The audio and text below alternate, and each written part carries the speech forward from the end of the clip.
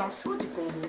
Je vous invite sur le meilleur blog de Belgique, www.banamikili.skyblog.com.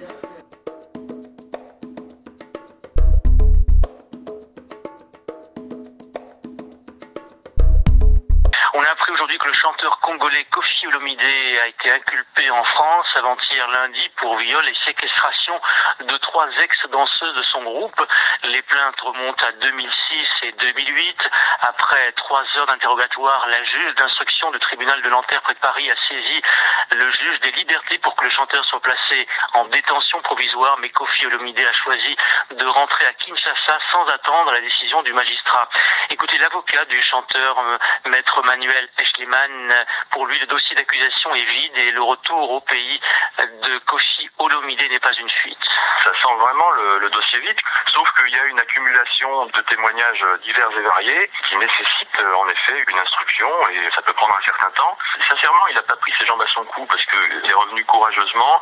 La justice reçoit un personnage qui ne partira pas de la France puisqu'il était donc prêt à remettre ses passeports. Vous avez parlé aussi d'une caution importante et il y avait aussi d'autres garanties. Je trouve que la justice manque un peu son rendez-vous à vouloir à tout prix le mettre en détention provisoire. Pour qui, pourquoi, voilà. Sa réaction de repartir au pays, c'est aussi quelque part une réaction de dégoût et de... Enfin, le terme n'est pas fuite, mais c'est effectivement quelqu'un qui n'a pas compris le traitement qui lui était réservé dès lors qu'il était revenu en France pour répondre à tout et pour participer à tout, y compris à toutes les confrontations qu'on voulait lui opposer.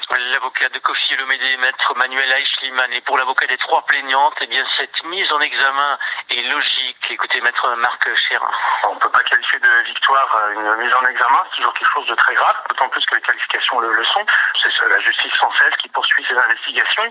Ça, en revanche, c'est une victoire. C'est parfois difficile lorsque on a la statue de ce Koffi Olomide, qu'on vit à l'étranger.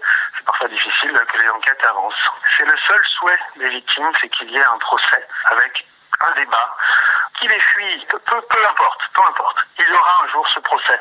C'est tout ce que nous souhaitons pour savoir s'il y a, oui ou non, culpabilité et au final, une peine ou pas de peine. Maître Marc Chérin, dossier